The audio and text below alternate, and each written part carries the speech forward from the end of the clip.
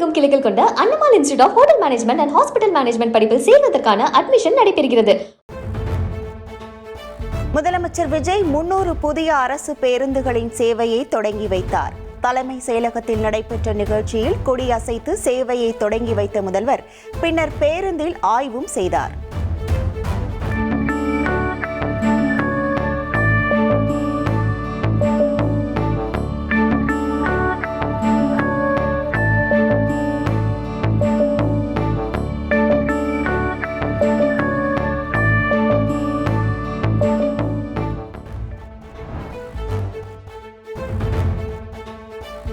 தலைமை செயலகத்திலிருந்து பெரம்பூர் செல்லக்கூடிய அரசு பேருந்தில் முதல்வர் விஜய் டிக்கெட் எடுத்து பயணம் மேற்கொண்டார். முதல்வருடன் பயணித்த அமைச்சர்கள் மற்றும் அதிகாரிகளும் டிக்கெட் எடுத்து பயணித்தனர்.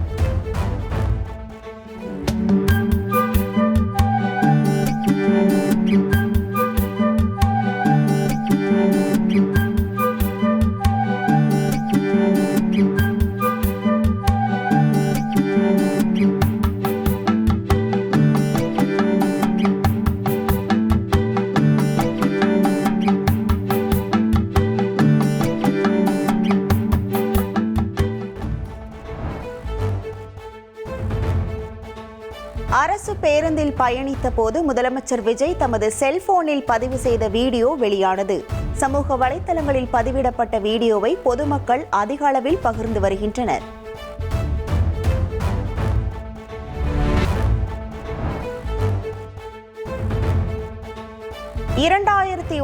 ஆண்டு முதல் தற்போது வரையிலான மின் வாரியத்தின் நிதிநிலை குறித்த வெள்ளை அறிக்கையை அமைச்சர் CTR நிர்மல்குமார் வெளியிட்டார். 2001 முதல் 2026 வரை மின் வாரியத்தின் வருவாய், செலவினம், பற்றாக்குறை ஆண்டு வாரியாக டேட்டாவாக வெளியிடப்பட்டுள்ளது.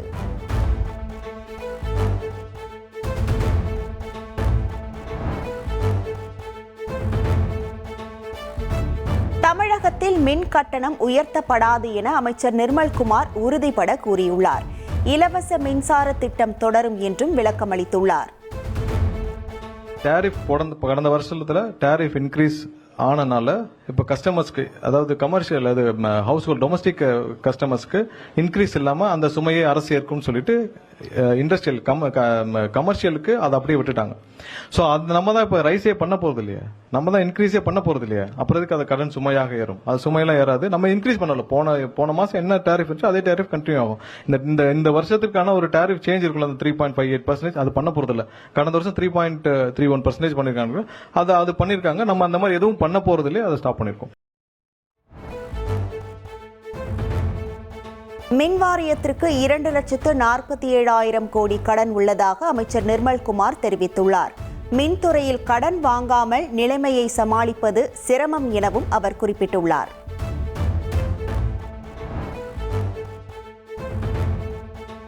மின்சார வாரியத்தில் 1.5 லட்சம் கோடி எங்கே சென்றது என தெரியவில்லை என நிர்மல்குமார் பரபரப்பு தகவலை வெளியிட்டுள்ளார். தாவேக ஆட்சிக்கு வராவிட்டால் இன்னும் சில மாதங்களில் மின்சார வாரியம் தனியார் வசம் ஒப்படைக்க வேண்டிய சூழல் ஏற்பட்டிருக்கும் என்றும் கூறியுள்ளார்.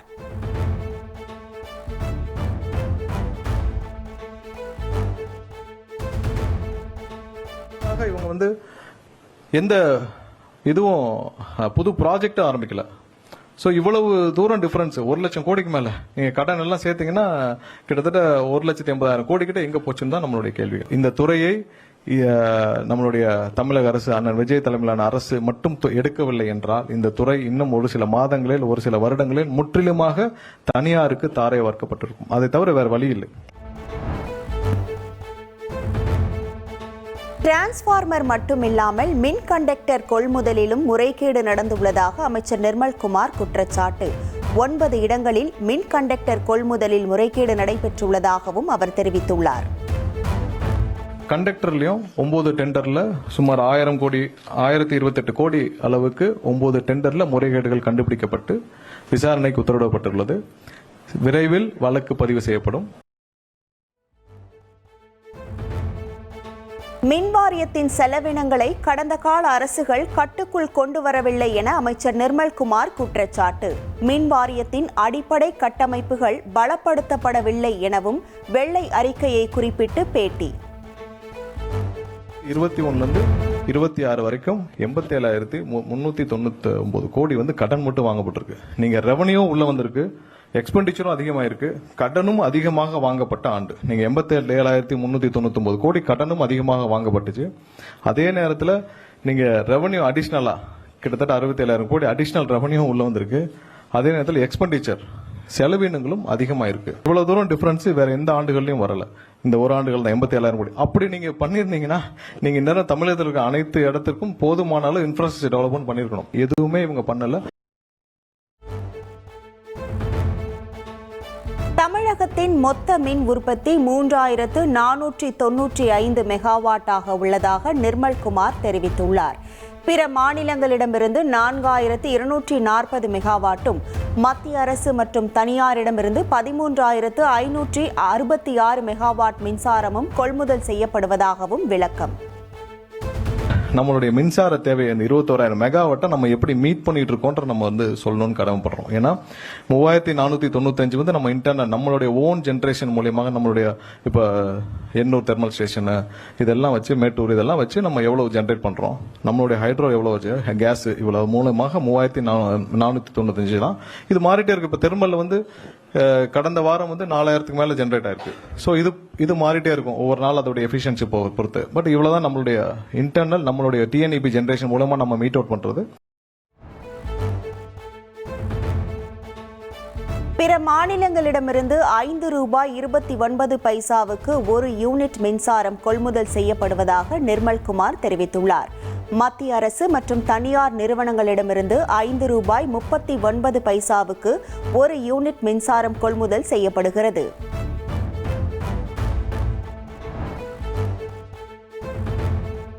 முன்னாள் அமைச்சர் ஏவா வேலு வீடு மற்றும் அவர் தொடர்புடைய 20 இடங்களில் லஞ்ச ஒழிப்புத்துறை போலீஸ் அதிரடி சோதனை.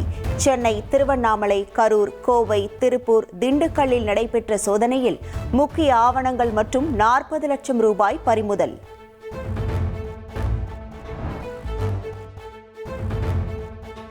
கரூரில் ரோடு போடாமலேயே 3,23 லட்சம் ரூபாய் வரை முறைகேடு செய்ததாக முன்னாள் அமைச்சர் ஏவா வேலு மீது வழக்கு பதிவு. அறப்போர் இயக்கம் அளித்த புகாரில் நெடுஞ்சாலைத்துறையில் பணியாற்றிய 10 பேரும் வழக்கில் சேர்க்கப்பட்டு விசாரணை.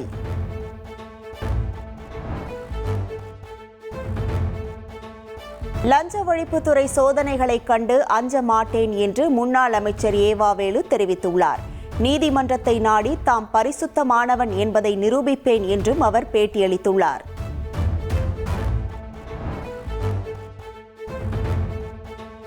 வணிக சிலிண்டர்களுக்கான விநியோக கட்டுப்பாடுகள் முற்றிலும் நீக்கம். எல்பிஜி விநியோக சூழலில் ஏற்பட்டுள்ள முன்னேற்றத்தை தொடர்ந்து மத்திய அரசு நடவடிக்கை.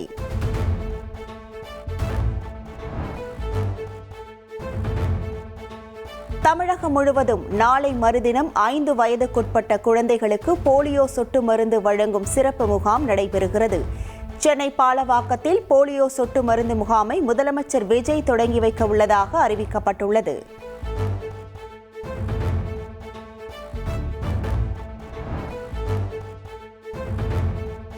தமிழகத்தில் 13 இடங்களில் நேற்றைய தினம் வெயில் சதமடித்துள்ளது. அதிகபட்சமாக மதுரை விமான நிலையத்தில் 104.9 டிகிரி ஃபாரன்ஹீட் வெப்பம் பதிவான நிலையில் மதுரை நகரத்தில் 103.64 டிகிரியும், சென்னை நுங்கம்பாக்கத்தில் 103.28 டிகிரி ஃபாரன்ஹீட் வெப்பமும் பதிவாகியுள்ளது.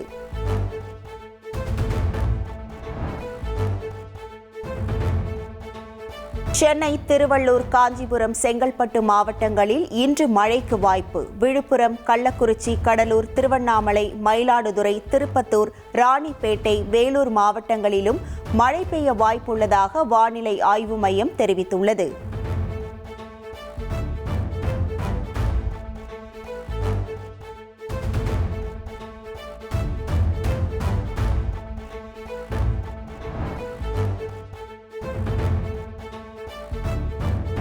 சென்னை மற்றும் அதன் புறநகர் பகுதிகளில் நேற்றிரவு மிதமான மழை பெய்தது. திருவள்ளூர் மாவட்டம் பொன்னேரி சுற்றுவட்டாரத்தில் நேற்று பகலில் வெயில் வாட்டிய நிலையில் இரவில் சுமார் அரை மணி நேரம் மிதமான மழை பெய்தது.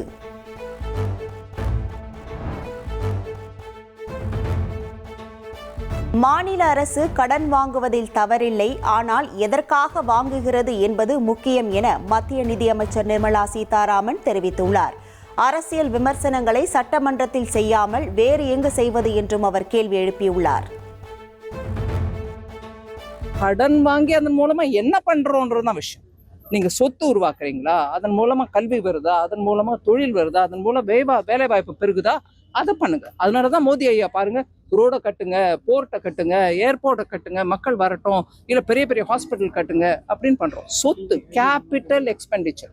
நீ அதை பண்ணாம ரெவென்யூ எக்ஸ்பெண்டிச்சர், அதாவது இன்னைக்கு மக்கள் கையில பணத்தை கொடுத்துட்றேன், இவங்களுக்கு உயர்வை கொடுத்துட்றேன், அவங்களுக்கு சம்பளத்தை கொடுத்துட்றேன், இன்னும் 1000 பேருக்கு, இதை மாத்திரம் பண்ணிருக்கணும். ஆனா இதை பண்ணக்கூடாதுன்னு சொல்ல, இதையும் பண்ணுங்க, உங்களுக்கு வசதி இருக்கும்போது பண்ணுங்க. அரசியல் விமர்சனம் சட்டசபையில பண்ணாம வேற எங்க பண்ண முடியும்? எதிர்கட்சியும் பதில் சொல்லட்டும், ஆளும் கட்சியும் பேசட்டும், அதனால தப்பு ஒண்ணும் இல்லைங்களே.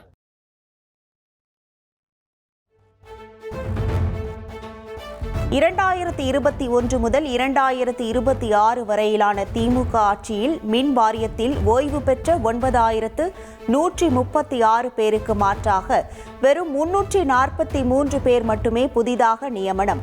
2 மடங்காக உயர வேண்டிய வேலை வாய்ப்புகள் குறைந்துள்ளதாக அமைச்சர் நிர்மல்குமார் தெரிவித்துள்ளார்.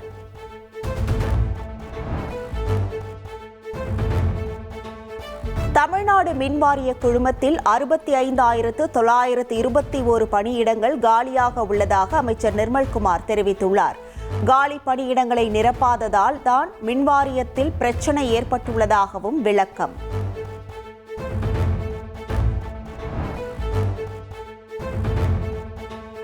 கடந்த திமுக ஆட்சியில் நியமிக்கப்பட்ட 5,391 கேங்மேன்களுக்கு பணி வழங்கப்படவில்லை என அமைச்சர் நிர்மல்குமார் குற்றச்சாட்டு. பணி வழங்கப்படாதவர்களோடு சேர்த்து நடப்பாண்டில் 20,449 பணியிடங்களை நிரப்ப உள்ளதாகவும் விளக்கம்.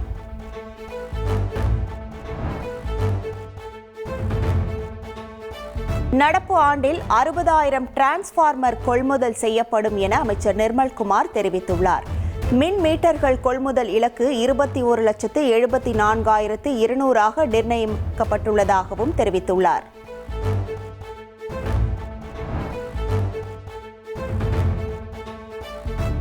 நடப்பாண்டில் மின்துறைக்கு வாங்க இருக்கும் கடன் 11,893 கோடியாக உள்ளதாக நிர்மல்குமார் தெரிவித்துள்ளார். நடப்பாண்டில் மின்வாரிய வருவாய் 1,43,000 கோடியாகவும் செலவினம் 1,41,000 கோடியாக இருக்கும் என்றும் விளக்கம்.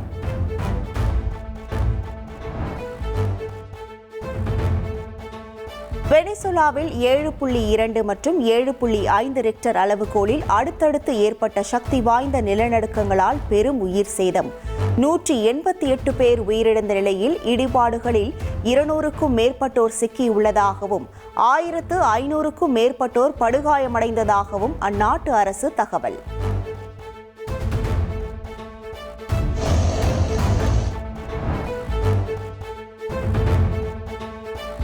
வெனிசுலா நாட்டின் லா குவைரா பகுதியில் ஏற்பட்ட நிலநடுக்கம் காரணமாக அங்குள்ள ஏராளமான கட்டிடங்கள் முற்றிலும் இடிந்து தரைமட்டமாகியுள்ளன.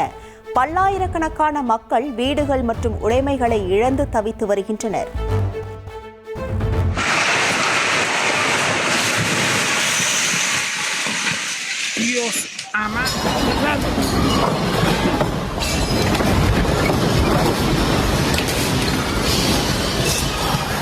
Está temblando.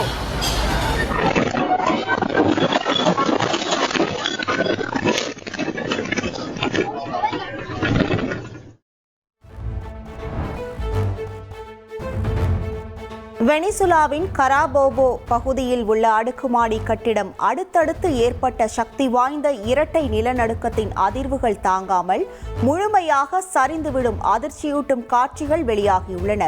தலைநகர் கராகஸ் மற்றும் அதன் சுற்றுவட்டார பகுதிகளில் ஆயிரக்கணக்கான மக்கள் இடிபாடுகளில் சிக்கியிருக்கலாம் என அஞ்சப்படுகிறது.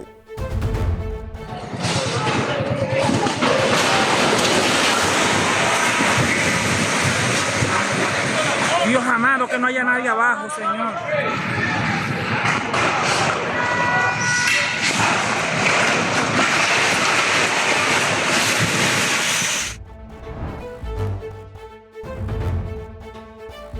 வெனிசுலாவில் நிலநடுக்கத்தால் உருகுலைந்த கட்டிடங்களின் இடிபாடுகளில் சிக்கியுள்ளவர்களை மீட்கும் பணி தீவிரம்.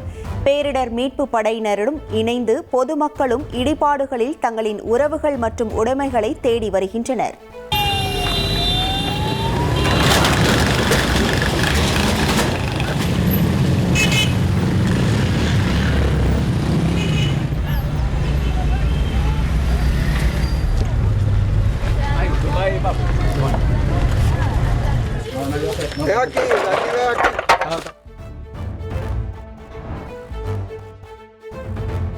உலகக்கோப்பை கால்பந்து போட்டியில் மெக்சிகோ வெற்றி பெற்றதை கொண்டாடிய ரசிகர்கள் கூட்டத்திற்குள் கார் புகுந்ததில் 17 பேர் படுகாயமடைந்தனர். காபோ சான் லூகாஸ் நகரில் நடந்த இந்த விபத்தில் காரை ஓட்டி வந்த நபரை கைது செய்து போலீசார் விசாரணை நடத்தி வருகின்றனர்.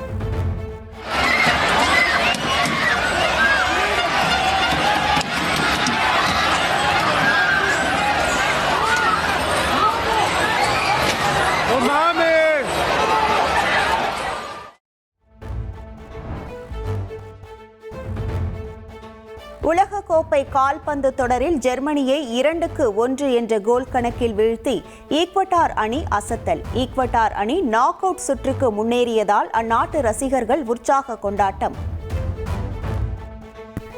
தமிழகம் எங்கும் கிளைகள் கொண்ட Annamalai institute of hotel management and hospital management படிப்பில் சேர்வதற்கான அட்மிஷன் நடைபெறுகிறது.